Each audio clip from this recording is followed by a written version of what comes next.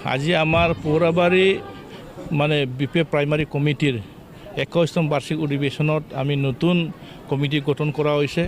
এই নতুন কমিটিৰ যোগেদি আমি এটা আশা কৰিব পাৰিছোঁ যে আহি থকা নিৰ্বাচনৰ সময়ত এইবাৰ আমি পৌৰাবাৰী প্ৰাইমাৰীত আমি বিপুল ভোট পাই আকৌ পুনৰাই আমি বিধায়ক আমি পাবলৈ সক্ষম হ'ম।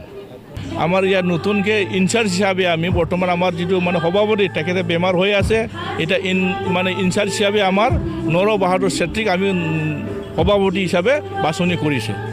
আমাৰ পৌৰাবাৰী প্ৰাইমাৰী হিচাপে বিভিন্ন জাতি জনগোষ্ঠী অঞ্চলত বসবাস কৰে। আমাৰ কমিটিটো সকলো জাতি জনগোষ্ঠীলৈ ইয়াৰ কমিটিবিলাক গঠন কৰা হৈছে।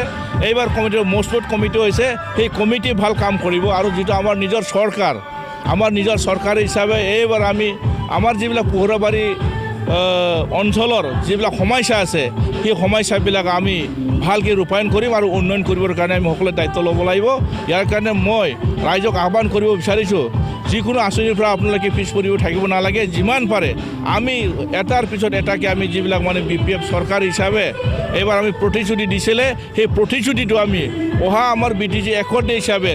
মোৰ কথা হ'ল, মই এজন বয়সস্থ মানুহ। মই ইয়াত আমাৰ 6খন গাঁও আছে, আমাৰ যিটো প্ৰাইমাৰী পৌৰাবাৰী প্ৰাইমাৰী কমিটি, ইয়াত আমাৰ মানে লাইক মিনি ইণ্ডিয়া বুলি ক'ব লাগিব।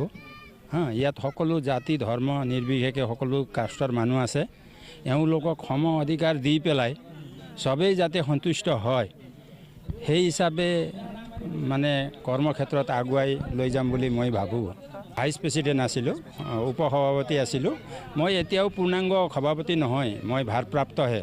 তাৰমানে যিজন আমাৰ প্ৰাইমাৰীৰ সভাপতি আছিল তেখেত মানে অসুস্থ, বহুত অসুস্থতাত ভুগি আছে। ইয়াৰ কাৰণে মোক ৰাইজে মনোনীত কৰিছে কাম চলাই যোৱাৰ কাৰণে, ময়ো এগ্ৰী হৈছোঁ। এতিয়া আমাৰ হাগ্ৰামা ছাৰৰ যিখিনি মেনিফেষ্টো আছিল, তেওঁ গোটেইখিনি কাম ৰূপায়ণ কৰিম বুলি ভাবিছে। ইয়াতে 5টা গেৰেণ্টি আছে আমাৰ।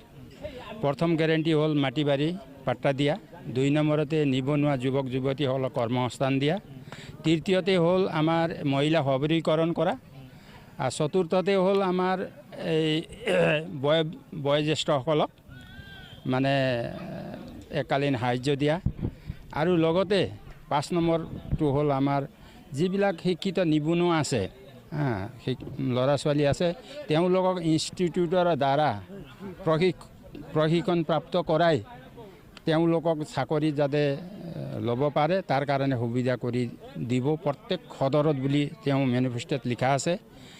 এইখিনি 5টা গেৰেণ্টি। এই ক্ষেত্ৰতো চৰকাৰে যিবিলাক মানে থাকিব মানে আমাৰ কৰ্মীবৃন্দবিলাকেই কামবিলাক আগভাগ ল'ব।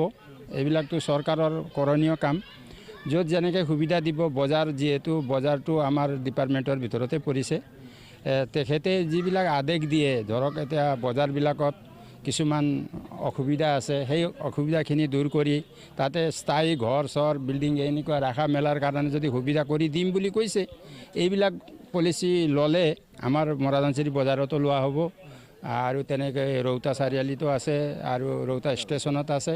এই সকলোবিলাকতে সম অধিকাৰ পাব চবেই। আজিৰ সমিতিখনতো আমাৰ তেনেকৈ মোৰ মনত নাই, কিন্তু নাই বুলি ক'লেও 35 জনীয়া মান হ'ব, 35 জনীয়া।